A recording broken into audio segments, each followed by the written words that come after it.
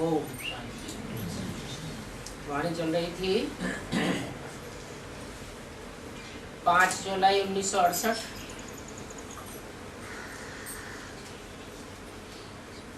दूसरे पेज के अंत में अंतिम लाइन में बोला, अलफ तो है ही सभी का बाप।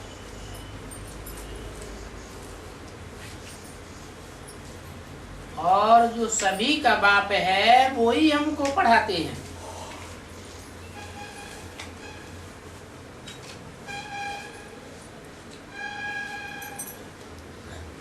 तीसरा पेज, मूल बात रहती है विकर्म कैसे विनाश हो।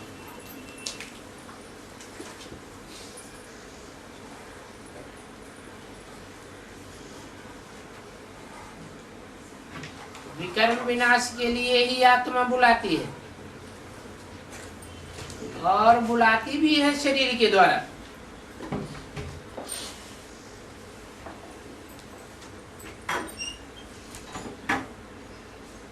मनुष्यों को तो इन बातों का कुछ भी पता ही नहीं है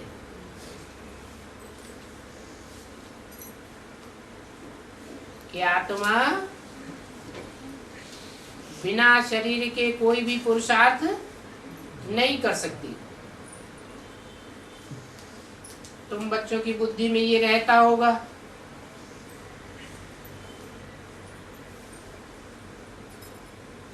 बल तुम बच्चे कहाँ भी रहते हो, बुद्धि में रहता होगा बाबा अभी मुरली चलाए रहे होंगे, वो मुरली आवेगी।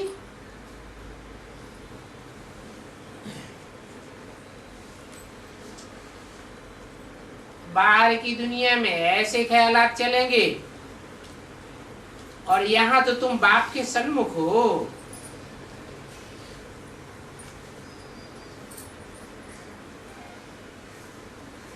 वहां तो तुम्हारे सन्मुख भाई बैठते हैं, आत्मा आत्मा भाई भाई।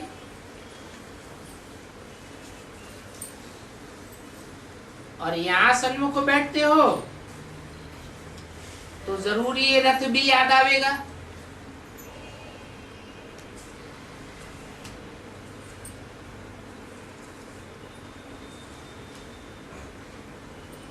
जानते हो इस रथ में बाबा है तो 2 आत्माएं हैं,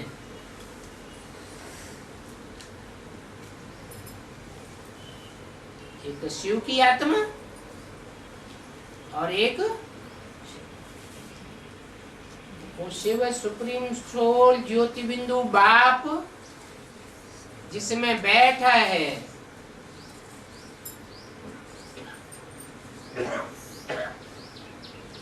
जिसे बाबा कहा जाता है। निराकार ज्योति बिंदु को बाबा नहीं कहेंगे, क्या कहेंगे? वो बिंदु बिंदु आत्माओं का सिर्फ बाप है, दूसरे कोई संबंध नहीं बनते हैं। दूसरे संबंध बनते ही तब हैं जब शरीर में आते हैं। तो बुद्धि में आता है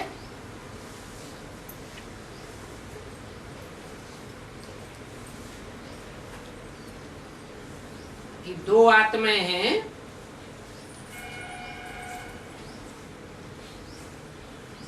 एक दादा की एक बाप की।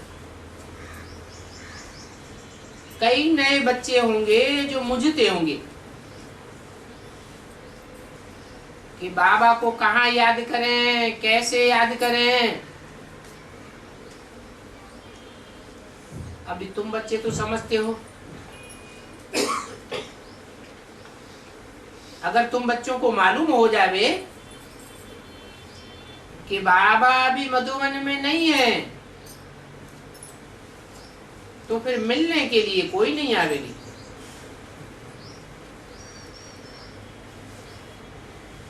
ऐसे ही संगठन क्लास करने के लिए आवेंगे लेकिन मिलने के लिए नहीं आवेंगे। मानो कोई सुनेंगे बाबा बंबई में है तो वहां बंबई में तो इतने बच्चे आ भी ना सके। क्यों? बंबई में ऐसी क्या खास बात है? हैं? जो इतने बच्चे वहां नहीं इकट्ठे हो सकते?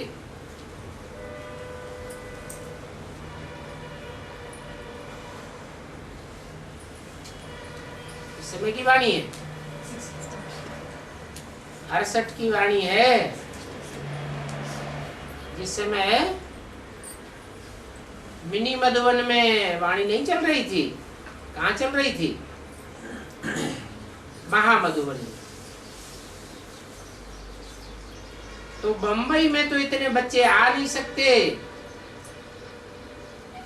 यहाँ तो मधुबन है। तो सभी सेंटर्स के वैरायटी बच्चे आते हैं।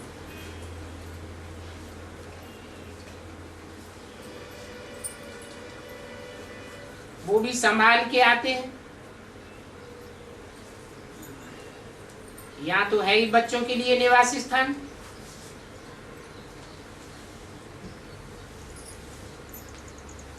समझते हैं हम जाते हैं शिव बाबा के पास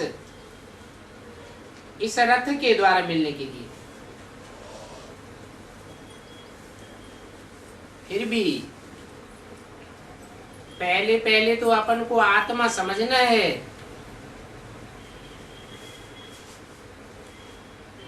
फिर बात आती है कि हम परमपिता परमात्मा के पास जाते हैं।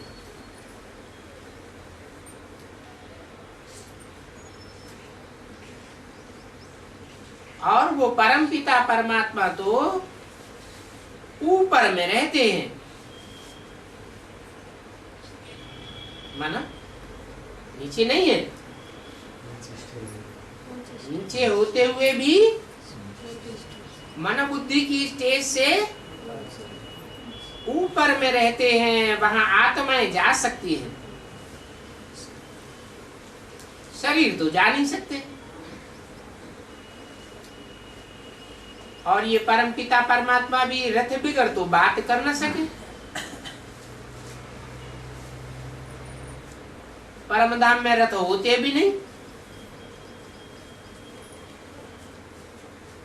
तो वहां वाणी से परे का धाम कहा जाता है। बात तो कर नहीं सकते, रथ में ही आकर के समझाते हैं। इसलिए उनको नालिशफुल कहा जाता है। इसलिए अगर आकर के समझावे नहीं तो फिर नालिशफुल कैसे कहे जावेंगे? एक्ट में आवे तब तो नालिशफुल कहा जावे। मनुष्य तो समझते हैं कि वो ही सब कुछ देते हैं। किसको बच्चा होता है तो कहते भगवान ने दिया, धन मिलेगा तो वो भी कहेंगे खुदा की कृपा है। और तुम क्या कहेंगे? है? तुमको धन मिलेगा, बच्चा मिलने की तो बात ही नहीं। अलौकिक बच्चे तो मिल सकते हैं, तो तुम क्या कहेंगे? भगवान ने दिया या ड्रामा में नूद है? ड्रामा में नूद है। तो तुम कहेंगे ये सब ड्रामा प्लान अनुसार होता है। और ड्रामा की शूटिंग कौन करता है?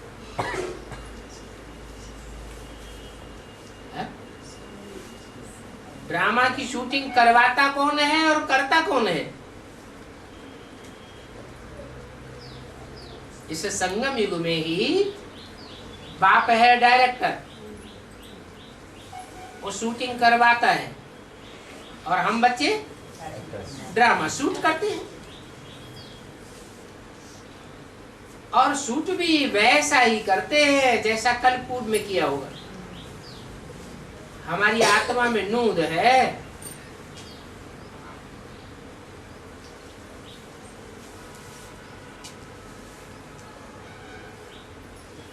और ये भी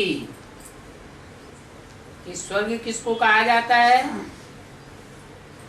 ये भी तुमको अभी पता पड़ा है। क्या पता पड़ा है?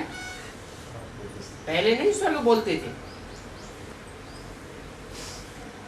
पहले बोलते तो थे, कहते थे जो मरा वो स्वर्ग पधारा।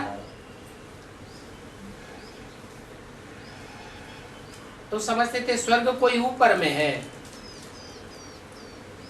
अब ऐसी तो कोई बात है नहीं। ऊपर में क्यों बताते हैं भक्ति मार्ग में?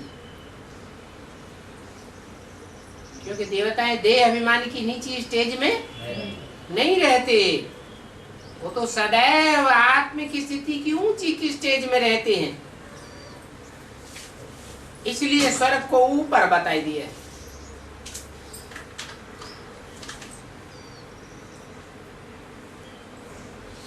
और मनुष्य तो समझते हैं बहुत दुनियाएं हैं, जितने सितारे हैं वो सब में दुनिया बसी हुई है। कितने गपोड़े मारते रहते हैं।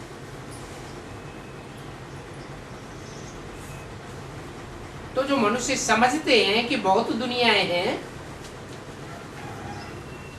ये भी बात कहां से निकाली?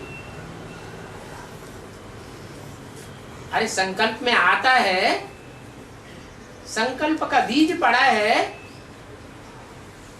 तो कहीं तो इस बात का फाउंडेशन पड़ा होगा।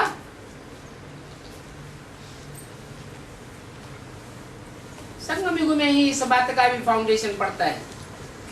बाप बताते हैं वो है आसमान के जड़ सितारे और तुम हो धरती के चैतन्य सितारे। हर चैतन्य सितारे की 84 जन्मों की संसर्ग संपर्क संबंध में आने वाली आत्माओं की अपनी अपनी दुनिया है। कि सभी आत्माएं 500-700 करोड़ के संबंध संपर्क में आती हैं? नहीं आती। तो हर आत्मा की अपनी अपनी दुनिया है, ये बात यहाँ बुद्धि में बैठती है।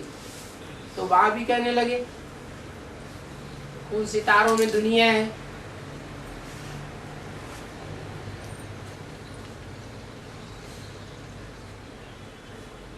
एरोप्लेन से जाते रहते हैं कि वहां प्लेटफार्म बनावेंगे, प्लाट खरीदेंगे। अब ऐसा तो कुछ होता नहीं। ये तो उनके गपोड़े हैं, और ऐसे भी नहीं लाखों वर्ष की ये दुनिया है। नहीं, लाखों वर्ष की दुनिया हो तो उसके आदि मध्य अंत का हिसाब भी नहीं बताया जा सकता।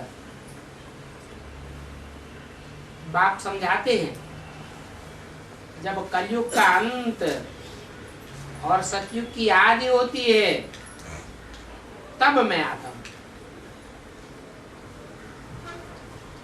ये 4 युगों की दुनिया है। इस ड्रामा में 4 सीन हैं बेहद के। तो बाप तो राइट बात ही बतलाते हैं, बाकी भक्ति मार्ग की बातें सभी झूठी है। मूल बात फिर भी बाप समझाते हैं, मन मना भव। गीता में भी मन मना भव आया हुआ है, परंतु वो अर्थ तो कुछ भी समझते नहीं।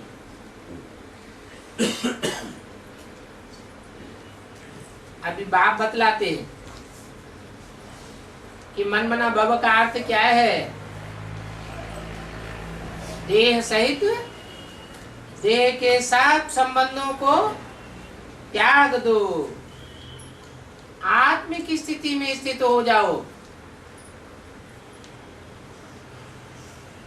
इन आंखों से जो कुछ भी देखते हो वो सब खलास होने वाला है। तो नाशवान में बुद्धि क्यों लगावे? और भगवान तो सभी बच्चों को कहेंगे ना क्योंकि ढेर के ढेर बच्चे, बेहद की पढ़ाई है।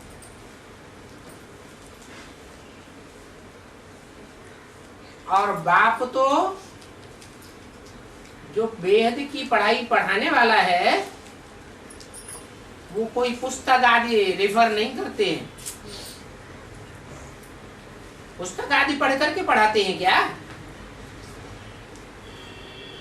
हाँ, इसने सब पढ़ा है। किसने? जिस तन में आता हूँ उसने पढ़ा है। बाप ने इसमें प्रवेश किया, फिर इसने गीता आदि सब फेंक दी।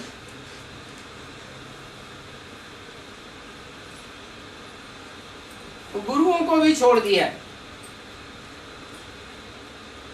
गुरु गोसाई आदि सभी एक धक्के से खत्म कर दिए।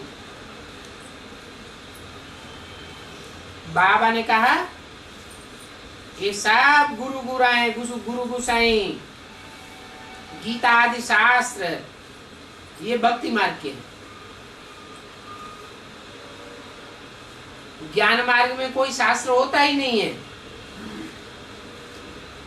भक्ति मार्ग में अनेक गुरु होते हैं।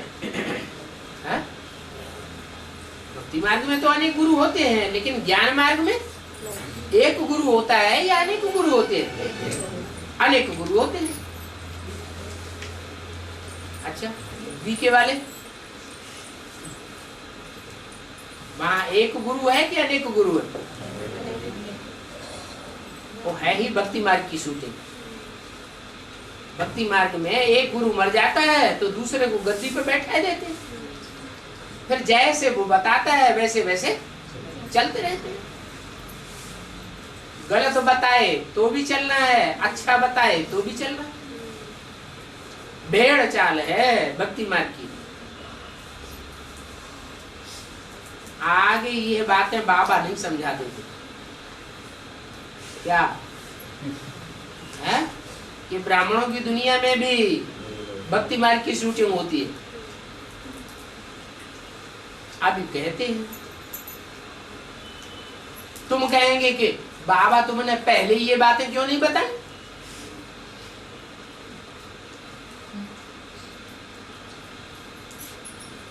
तो हम वहां इतना पैसा खर्च ही नहीं करते। बाबा कहेंगे नहीं, ये सभी ड्रामा में नूद है।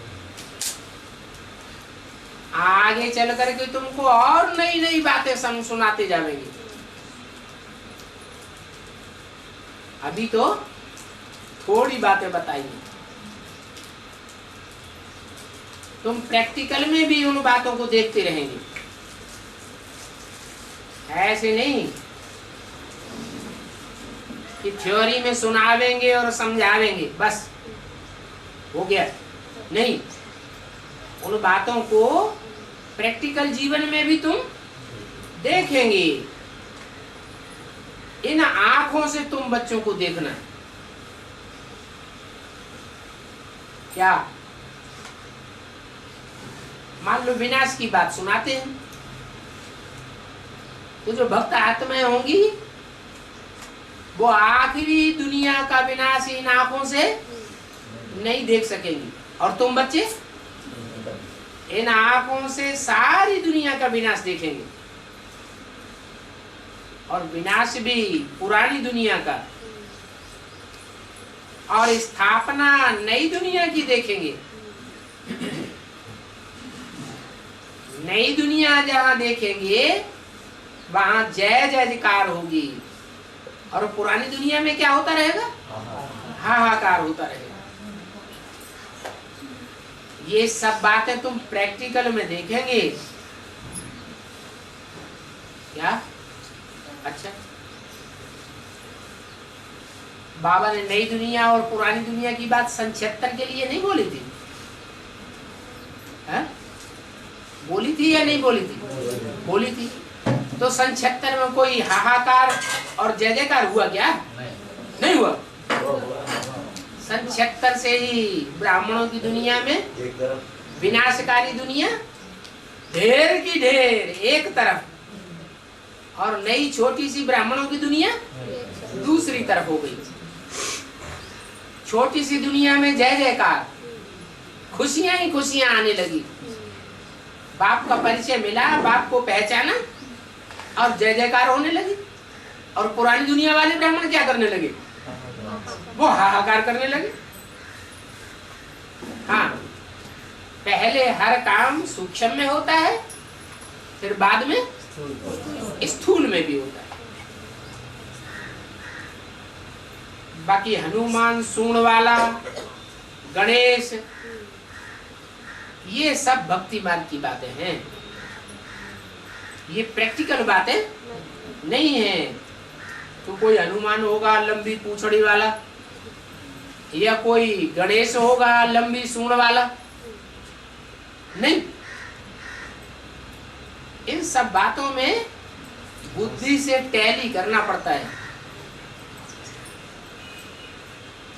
गणेश जैसा पार्ट बजाने वाला होगा तो क्या उसको प्रैक्टिकल में सूंड होगी? नहीं, उसकी नाक बड़ी लंबी होगी, सारा काम नाक से करने वाला होगा। सूंघने की शक्ति बहुत तीखी होगी, और ज्ञान सुनने के कान भी बड़े बड़े कान होंगे। आंखों में मदमातापन भरा हुआ होगा। देह अभिमानी ही देह अभिमान। और माथा माने बुद्धि छोटी होगी या बड़ी होगी? छोटी होगी। हाथी का माथा छोटा होता है, हाथी का माथा बहुत चौड़ा, लंबा चौड़ा होता है। और देह भी लंबी चौड़ी दिखाते हैं।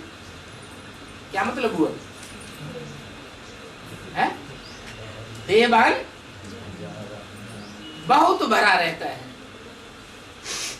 तो ये सब भक्ति मार्ग की बातें हैं जो संगम युग में शूट होती रहती है। कितने ढेर के ढेर भक्ति मार्ग में चित्र बनाए। जो बनाने वाले हैं वो कहाँ बैठे होंगे? यही ब्राह्मणों की दुनिया, यही चित्र बनाने वाले भी हैं, और यहाँ उनकी पूजा करने वाले भी, गणेश हनुमान की पूजा करने वाले भी बैठे हैं। बाप समझाते हैं भक्ति मार्ग में जो नौधा भक्ति करते हैं तो उनकी वह मनोकामनाएं भी अल्पकाल के लिए सिद्ध कर देते हैं।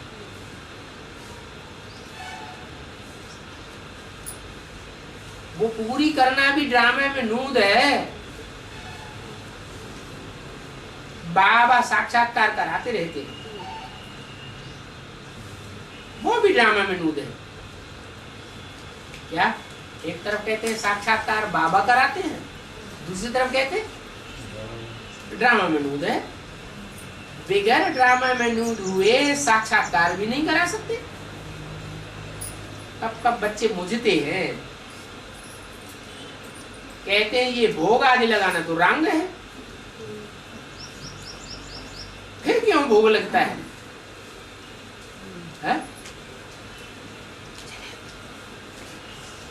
अरे ब्राह्मणों की दुनिया में भोग लगाते लगाते रहे या नहीं लगाते रहे? गुरुवार को खास भोग लगाते रहे। तो जब रंग है तो क्यों लगाया जाता है? नहीं, उस समय बाप का परिचय नहीं था, इसलिए ये सब भक्ति मार्ग की रीति रस्म रिवाज चालू थे।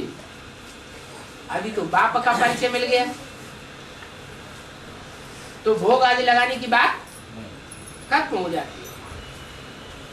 तुम जानते हो कि जो संशय बुद्धि होते हैं वो विनश्यंती हो जाते हैं। इसके ऊपर संशय बुद्धि, बाप के ऊपर संशय बुद्धि, अपनी आत्मा के पार्ट के ऊपर संशय बुद्धि, और ड्रामा में संशय बुद्धि। और जो संशय बुद्धि हो जाते हैं उनको फिर ये उच्च पद मिल नहीं सकता। नर से नारायण जैसे बन ही नहीं सकते। कौन? संशय बुद्धि।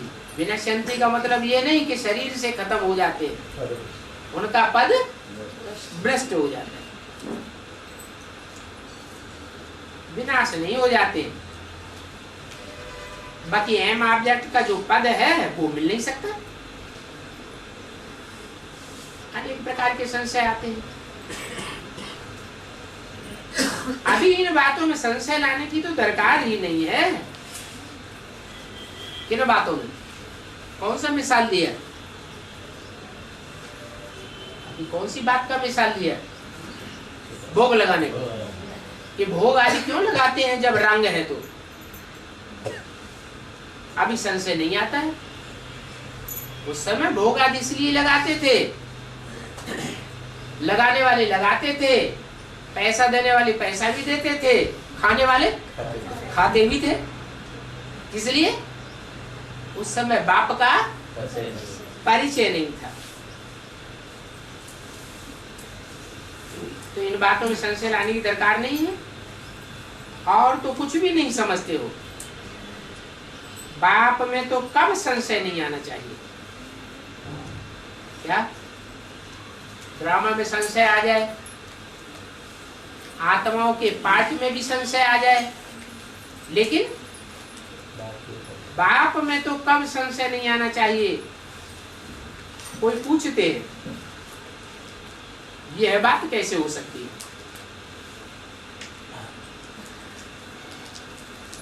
है? अरे भगवान वाच है ना, मधुबन में डायरेक्ट बाप के आगे, बाप के पास आए हो, उनके आगे भोग आदि लगाते हैं, उसमें संशय की तो बात ही नहीं।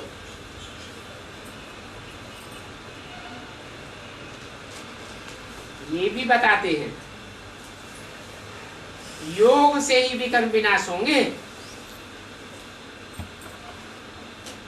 ये क्या बात कर दी?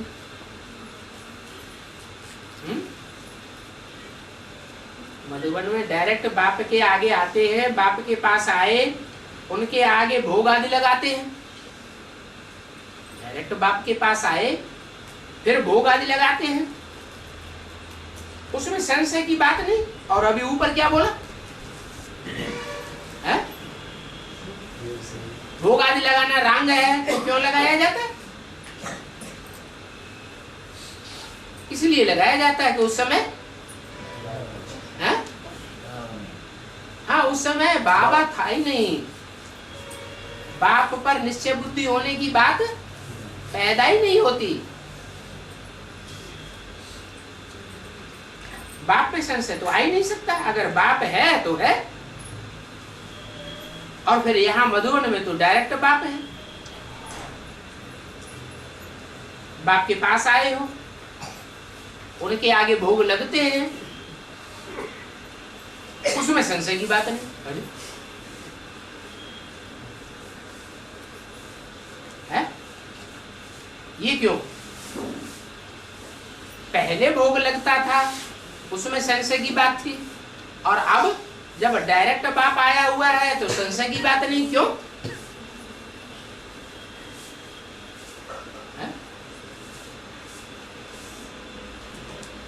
पहले क्यों संशय की बात नहीं थी?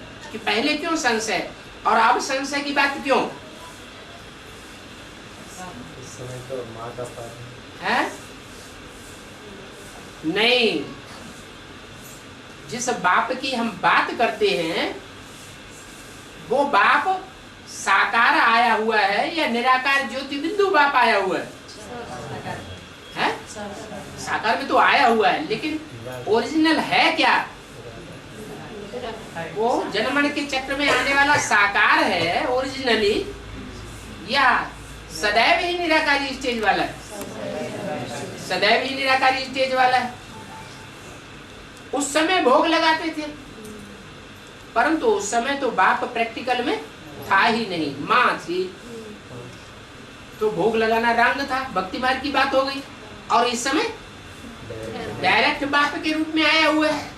तो जो डायरेक्ट बाप के रूप में निराकार ज्योति बिंदु शिव जो अभोक्ता है वो आया हुआ है, वो स्थूल भोग लगावेगा, रोटी दाल का भोग लगावेगा, खावेगा, या विकारों का भोग खावेगा?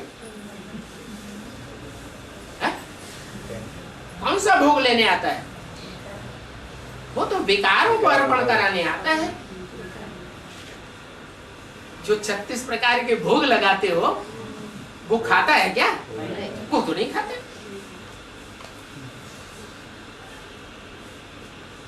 तो बाप के पास डायरेक्ट आए हो, उनके आगे भोग आदि लगते हैं, उसमें संशय की बात नहीं है। तो ये कौन से भोग की बात हुई? हद के भोग की बात हुई या बेहद के विकारों के भोग की बात हुई? बेहद के विकारों की भोग की बात है।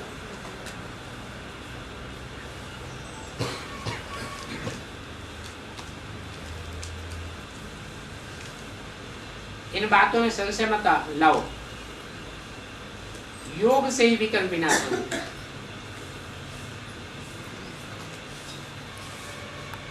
बाकी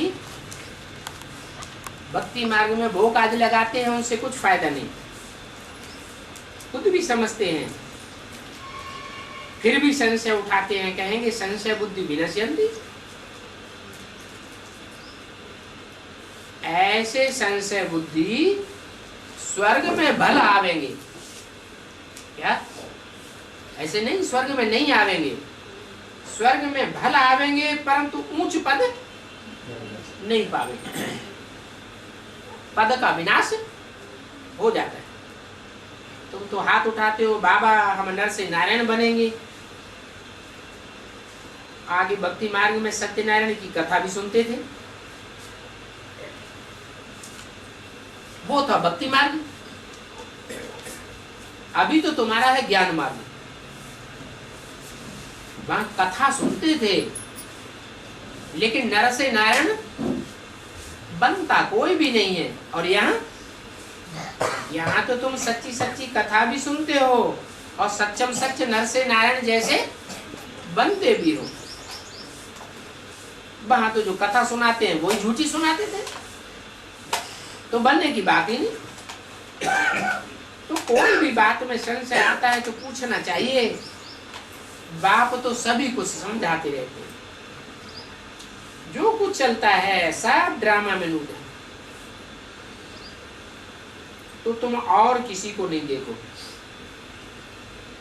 क्या संशय आदि कब उठते हैं? जब परचिंतन में जाते हैं तो संशय उठते हैं। अगर हम औरों को देखना बंद कर दें, औरों के बारे में मनन चिंतन मंथन करना बंद कर दें तो संशय भी उठना बंद हो जाएंगे। तो किसी को मत देखो। सिर पर पापों का बोझा बहुत है, पहले वो बोझा तो अपना खलास करो। तुम बाप को याद करो तो तुम्हारे पाप कर्म भस्म हो जाएंगे। बाकी और बातों में जाएंगे तो संशय बुद्धि होकर के धक्के खाते रहेंगे। भक्ति मार्ग में 63 जन्म धक्के खाए। एक गुरु किया, दूसरा गुरु किया, धक्के खाए ना। एक मंदिर में भटके, दूसरे मंदिर में भटके। एक जन्म में मंदिरों में जाते रहे, दूसरे जन्म में मस्जिद में गए, तीसरे जन्म में गुरुद्वारे में गए। कहाँ कहाँ आत्मा जन्म लेती रहती, भटकते रहे ना। यहाँ भी अगर और बातों में जाते रहेंगे, परचिंतन में लगे रहेंगे तो संशय बुद्धि होकर के यहाँ भी धक्के खाते रहे। धक्के खाने का मतलब क्या हुआ? बाप से टूट जाएंगे और दूसरे गुरुओं के साथ संबंध जुड़ जाएगा। 5 जुलाई 68 की वाणी का चौथा दिन। तो कुछ भी फायदा नहीं होगा, धक्के खाने से फायदा नहीं। फिर वो याद की यात्रा उड़ जाती है। अगर बाप को छोड़ा, संशय बुद्धि बने, दूसरी जगह गए तो फिर याद की यात्रा हो नहीं सकेगी। क्योंकि बाप को कायदे से याद न करने से संशय बुद्धि होकर के भटकते रहे।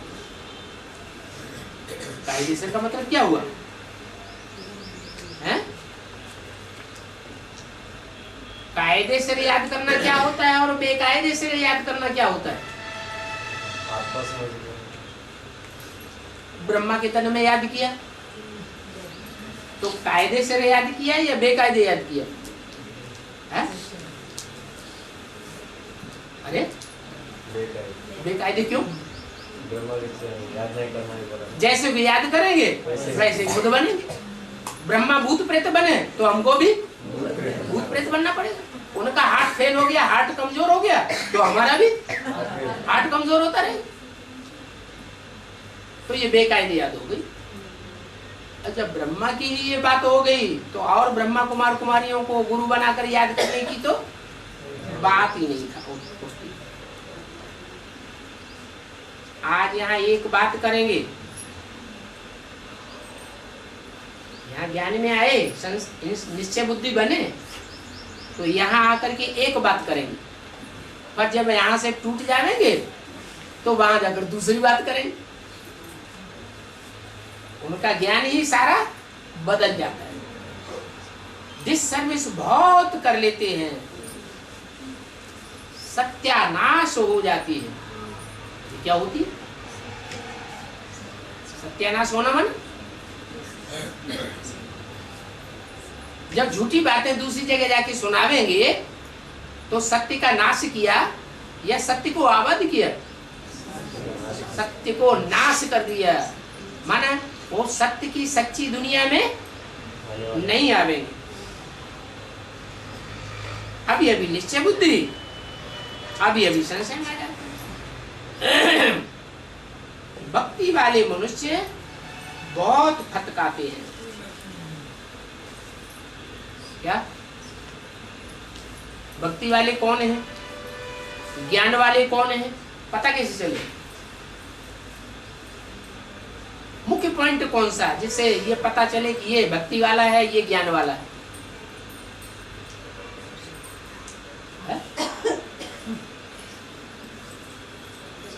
अरे एक बाप के ऊपर निश्चय बुद्धि है तो ज्ञानी है। बाप को पहचाना ना, पहचान मिली, समझ मिली तो ज्ञानी है। और बाप को भूल गया तो भटकने वाला बुद्धि, भक्ति मार्ग की बुद्धि वाला है। भक्ति मार्ग में सर्वव्यापी का ज्ञान होता है या एक व्यापी का होता है? तो फिर वो सर्वव्यापी का ज्ञान चल पड़ता है। फिर कहेंगे भगवान थोड़े इस दुनिया में आ सकता है।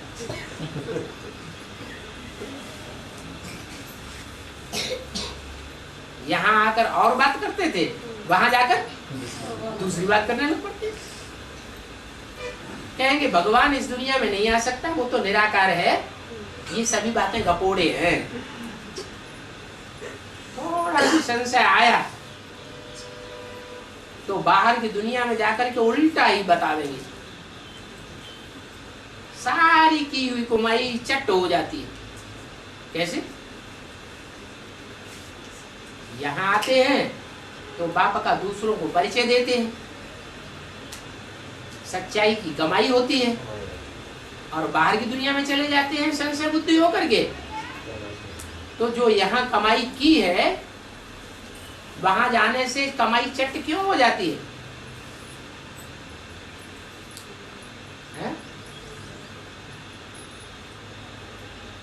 कारण तो कुछ होगा। अरे क्या कारण होगा? सदगुरु निंदक ठौर न पावे, कमाई खत्म हो गई। क्योंकि उस तरफ तो माया है, इस तरफ भगवान बाप है। ये माया और रावण की रस्साकसी है। रस्साकसी का खेल होता है ना, एक मोटा रस्सा होता है, एक तरफ एक सेना पकड़ती है, दूसरी तरफ दूसरी सेना पकड़ती है। कभी वो खींच के चले जाते हैं, कभी वो खींच के चले जाते हैं। तो ये भक्ति मार्ग वालों की और ज्ञान मार्ग वालों की रस्साकसी हो रही है। कब? संग मोह।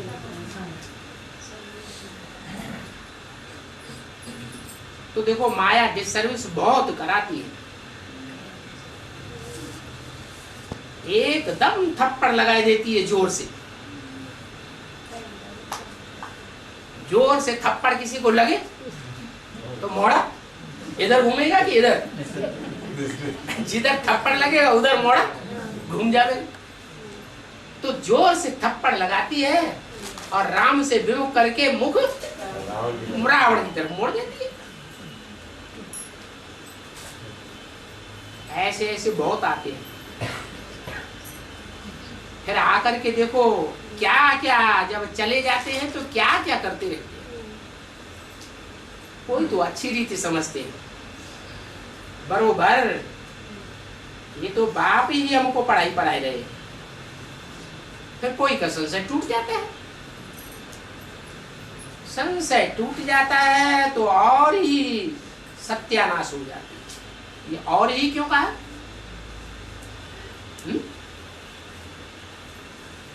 और ही का मतलब क्या है?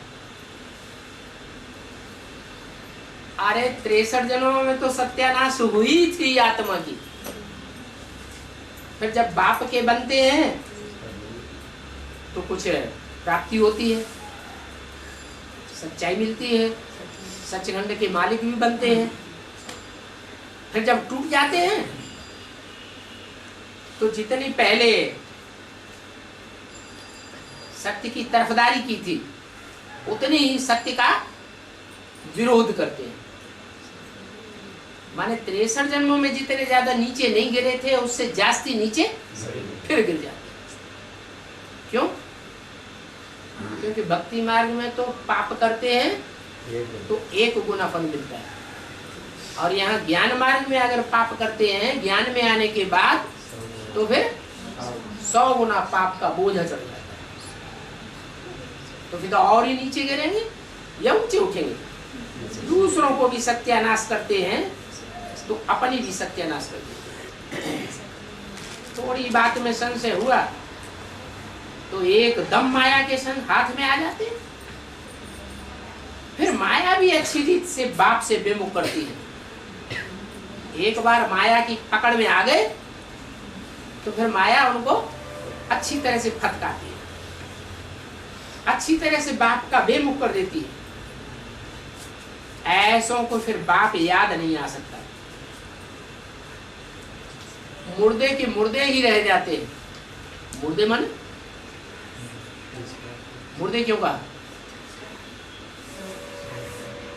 क्योंकि मुर्दे को डंडा लगाओ तो उसको कोई असर नहीं होने वाला। तो ऐसे जो संशय बुद्धि मुर्दे बन जाते हैं उनको कितना भी फिर ज्ञान सुनाते रहो उनको कोई असर नहीं पड़ता है, पतित के पतित ही रहेंगे। ऐसे फिर क्या पद पावेंगे? क्या पद पावेंगे? इसका जवाब क्या है? जो ज्ञान में आने के बाद दूसरों की सर्विस करने के बाद संशय बुद्धि विनश्यंती हो जाते हैं, वो जाकर के क्या पद पाते हैं? संशय बुद्धि विनश्यति, विनश्यति का मतलब क्या विनाश हो जाता है? पद का विनाश हो जाता है। यहाँ आए, दूसरों की सेवा की, बहुतों को संदेश दिया, बहुतों को कोर्स दिया, है भट्टी भी कराई, बाबा के सामने भी ले गए, तो उनको राजघराने में कोई पद शूट हो जाता है। फिर जब विपरीत बुद्धि बन जाते हैं तो पद नीचे गिरेगा, ऊंचा ही उतना ही बना रहेगा, नीचे गिरता है। नीचे गिर के फिर जाकर के नौकर चाकर बनते हैं। यहाँ आए तो राजघराने में आए, टूट करके चले गए तो फिर नौकर चाकर बनेंगे। और नौकर चाकर भी 2 तरह के होते हैं, एक तो प्रजा के नौकर चाकर और दूसरे राजघराने के नौकर चाकर। ऐसे ऐसे बेमुख हो जाते हैं। बल ज्ञान सुना है तो उनके ज्ञान का विनाश तो नहीं होगा, उनका ज्ञान ऐसे नहीं खलास हो जाएगा, परंतु कोई संशय हुआ, डिसर्विस की, तो पद नीचा हो जाता है। बाहर की दुनिया में भी साहूकारों को दास दासियां नौकर आदि तो चाहिए ना। अनेक प्रकार के संशय आते हैं। तुमने यहाँ देखा भी बहुत अच्छा अच्छा, तुमने ऐसे बहुत देखे होंगे जो ज्ञान में आते हैं, बहुत अच्छा ज्ञान है, बहुत अच्छा ज्ञान है, अच्छा अच्छा कहते हैं, कहेंगे हमने ऐसा ज्ञान पहले कभी भी नहीं सुना। और यहाँ से घर गए और कोई ने नाक से ऐसा पकड़ा कि सारा अच्छा अच्छा कहना भूल जाते हैं और ही गालियां लिख करके भेज देते हैं। सुनी सुनाई बातों पर कितना सत्यानाश कर लेते हैं। ऐसे भी होता है। ढेर की ढेर चिट्ठियां आती हैं, संशय बुद्धि हो जाते हैं। जिसको बाप समझता था, बाप समझ करके बाप को भाखी पहन करके गए, ऐसे फिर जाकर के माया की चपेट में आने के कारण गालियां लिख लिख करके भेजते।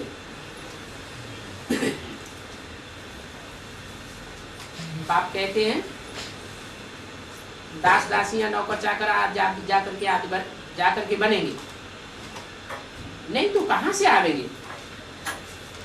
इसलिए गायन है संशय बुद्धि विनश्यति। और सदगुरु का निंदक ठौर न पावे। कौन सा ठौर है? अरे भक्ति मार्ग में तो वो गुरु लोग धमकाते रहते हैं शिष्यों को कि सदगुरु को तुमने निंदा अगर कराई तो तुमको ठौर नहीं मिलेगा। अरे तुम तो अपना घरघाट वैसे ही छोड़ करके बैठे हैं। मान लो कोई राजा है, सन्यासी बन गया, तो राजपाट छोड़ करके तुम वैसे ही बैठे हुए, तुम क्या ठौर दोगे? तो कहाँ की बात है? यहाँ ब्राह्मणों की संगम की दुनिया की बात है। बाप के बनते हैं और बन करके फिर टूट जाते हैं, अनिश्चय बुद्धि हो जाते हैं। तो उनको ऐसे संशय बुद्धि बनने वालों को फिर राजघराने में जन्म जन्मांतर कहीं भी ठौर नहीं मिलता है। माना राजघराने में ऊंच पद नहीं पावेंगे, कहाँ जाएंगे? नौकर चाकर जाकर बनेंगे, कोई चंडाल बनेंगे।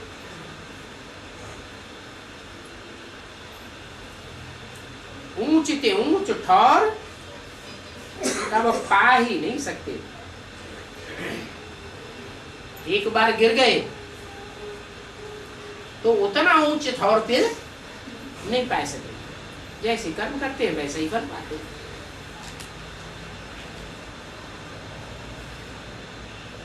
कोई के यहाँ गए,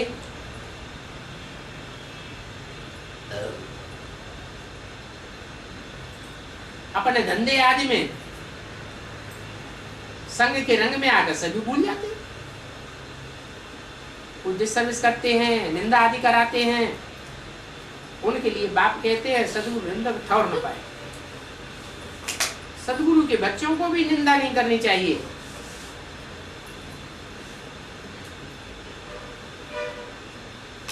निंदा करके माया के मित्र बन जाते। बाप तो हर एक बात समझाते हैं कि याद भी कैसे करना चाहिए। ऐसे जो संशय बुद्धि हो, डिसर्विस करते हैं, उनको अगर आने न दो। क्या कोई संशय बुद्धि हो गया, जाकर के डिसर्विस करता है और फिर उसको क्लास में आने के लिए मना कर दो, तो क्या करेंगे? है? है? क्या उसकी प्रतिक्रिया क्या होगी?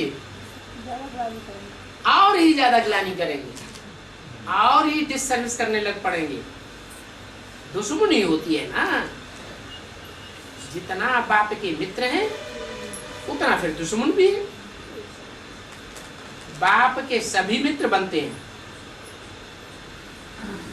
क्या है? बाप के सभी मित्र बनते हैं, फिर बाप के सभी दुश्मन भी बनते हैं। ये कैसे है? ये हो सकता है?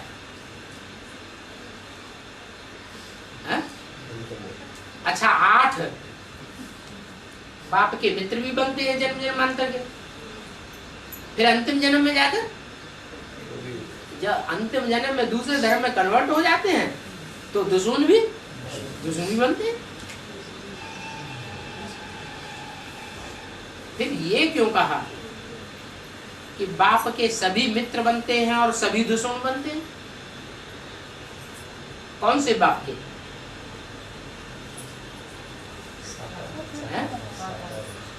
हाँ, ऐसे नहीं ज्योति बिंदु बाप के सभी दुश्मन और मित्र बनते हैं, उसके तो दुश्मन और मित्र बनने की बात ही नहीं। अगर ज्योति बिंदु बाप की बात हो तो फिर प्रजापिता भी दुश्मन हो जाना चाहिए, होना चाहिए या नहीं है? कैसे कैसे होगा? साकार है ही नहीं, मित्र तो दुश्मन बनेगा किसका? तो किसके लिए ये बात लागू होती है? जो मनुष्य सृष्टि का बाप है उसके लिए ये बात लागू होती है कि सारी दुनिया उसका दुश्मन बनती है और सारी दुनिया उसका मित्र भी बनती है।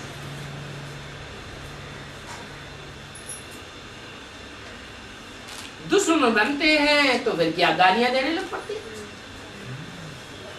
कह देते हैं ठिक्कर भित्तर में भगवान है।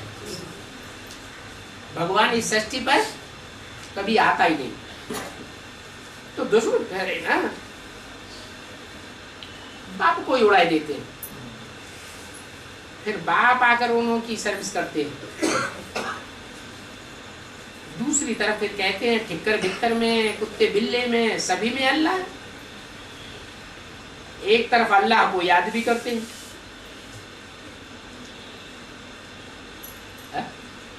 ये क्या बात हुई? कुत्ते में अल्लाह है तो कुत्ते को याद करो, सूअर को याद करो, सो नहीं याद करेंगे, पागल बन जाते हैं। ऐसे बहुत हैं। बाबा को भाकी पहनकर फिर कहेंगे, यहाँ आएंगे तो बड़े प्यार से बाबा की भाकी पहनेंगे, देखने वाले समझेंगे बड़ा प्यार है बाबा के साथ, है? भाकी पहनेंगे, फिर बाहर जाके दूसरों से कहेंगे देखो उनका भगवान भाकी पहनता है, कन्या माताओं को भी भाकी पहनता है। ऐसे जाके डिस्टर्ब करते हैं। बहुत समाचार आते हैं, ऐसे ऐसे कहते रहते हैं। अरे तुम क्या समझ करके बाकी पहने? वंडरफुल समाचार आते हैं। माया कितनी दुस्तर है। बाप कहते हैं तुम बड़े दुस्तर हो। कौन बड़ी दुस्तर कौन है? तर, दुस्तर, दो माने कठिनाई से, तर माने पार करने योग्य। तो कौन है बड़ी दुस्तर? जिसका पार नहीं पाया जा सकता, बहुत मुश्किल है उसका पार पाना। माया। बाप कहते हैं माया, अरे माया बेटी तुम बड़ी दुस्तर हो। मेरे बच्चों में भी ऐसे प्रवेश करती हो जैसे बैड सोल प्रवेश करती है, इविल सोल जैसे प्रवेश करती है, ऐसे मेरे बच्चों में प्रवेश करके बोलती है। तुमको माया ने पापात्मा बनाया ना, एकदम सत्यानाश हो जाता है। तो देखो तुम बच्चों को तो बहुत खुशी होनी चाहिए। क्यों? माया सत्यानाश करती है पद नीचा कर देती है, तो तुम बच्चों को खुशी क्यों होना चाहिए? है? बावन बोला है? जोर से बोलो। है? है? क्या कह रहे हैं? बाबा मिल गया इसलिए खुशी होनी चाहिए। इनको बाबा नहीं मिला इसलिए खुश होना चाहिए कि हमको बाबा मिल गया। अगर इनको बाबा मिला और मिल करके भी छोड़ के चले गए तो हमें खुशी होना चाहिए। माने सब छोड़ के चले जाएंगे तो हम बहुत खुशी होंगे। ऐसे है?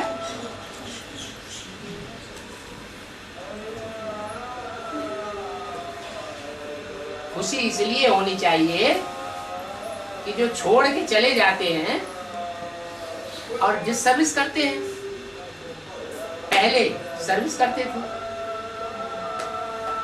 दूसरों को परिचय देते थे, उनको जिन्होंने बाप का परिचय दिया उनकी भी महिमा करते थे कि हम तो पहले कुछ नहीं जानते थे, इन्होंने हमको गिरते से बचा लिया। फिर जब छोड़ के चले जाते हैं तो तुमको इसलिए खुशी होती है कि वहां नई दुनिया में हमको दास दासियां भी तो चाहिए। वो कहां से आवेंगे? हैं? हैं? दास दासियां चाहिए या नहीं चाहिए? चाहिए।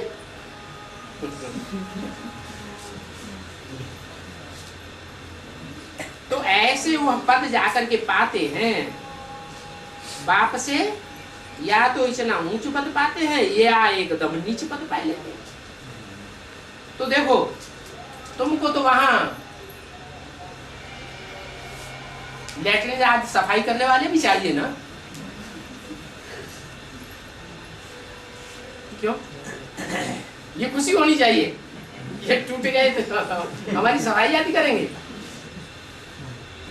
राजाई में तो सभी चाहिए, क्या हर तरह की चाहिए। बस बाप के बच्चे बनते हैं, बाप के बच्चे बनते हैं, साथ में भी रहते हैं। तो जो बाप के बच्चे साथ में रहते हैं तो क्या सब ऊंच पद पावेंगे? हैं? सब ऊंच पद पावेंगे? बाप के साथ रहने वाले, बाप से पढ़ाई पढ़ने वाले, बाप से समझने वाले, बाप के टीचर, प्रैक्टिकल टीचर के बच्चे बनने वाले प्रैक्टिकल में बहुत होंगे। कितने होंगे? है? कम से कम अच्छा कितने होंगे? 8 ही होंगे। हाँ, 16,108 राजयोग की पढ़ाई पढ़ने वाले होते हैं। उनमें सब तो राजा नहीं बनते। कितने बनते हैं? 108 राजाएं बनते हैं, तो 108 रानियां भी बनती हैं, 8 महाराजाएं भी बनते हैं, तो महारानियां भी बनती होंगी। और बाकी सब है? बाकी सब क्या बनते हैं? हाँ, बाकी सब प्रिंस प्रिंसेस बन के रह जाते हैं। बाकी कोई जन्म जन्मांतर प्रिंस प्रिंसेस बनते हैं और कोई आखिरी जन्म में सिर्फ एक बार प्रिंस बन के रह जाते हैं। बाकी पहले के जन्म में दास दासी बनते रहते हैं। तो साथ में रहने वाले, दास दासियां, संभालने वाले सब तरह के चाहिए ना, क्योंकि ज्ञान तो पूरा उठाते नहीं है। दास दासियां और संभालने वाले, ये नीच पद पाने वाले कौन बनते हैं? जो पूरा ज्ञान नहीं उठाते हैं। अभी तुम तो सन्मुख सुन रहे हो, दूसरे भी फिर मुरली सुनेंगे, यहाँ आते भी हैं, अनेक प्रकार के बच्चे होते हैं। कोई तो ऐसे असुर हैं जो यहाँ आकर के अमृत पी करके फिर बाहर जाकर के बहुत तंग करते हैं। अमृत पीने के बाद भी फिर बाप को, बाप के परिवार को, बाप के बच्चों को बहुत तंग करने लग पड़ते हैं। ऐसे भी होता है। फिर कोई तो छोड़ के ही चले जाते हैं। बस कोई निंदा आदि नहीं करते। तो भिन्न भिन्न प्रकार के होते हैं। हाँ, जो यहाँ आकर के संदेश लेंगे वो स्वर्ग में तो जरूर जाएंगे,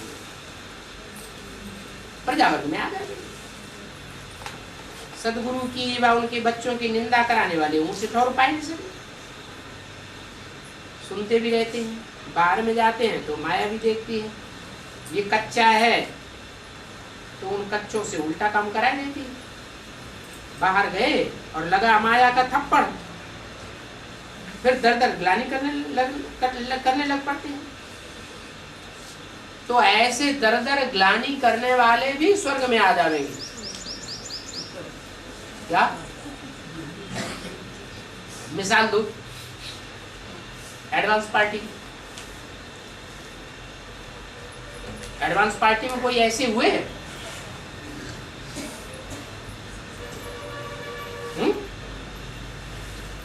हुए या नहीं हुए?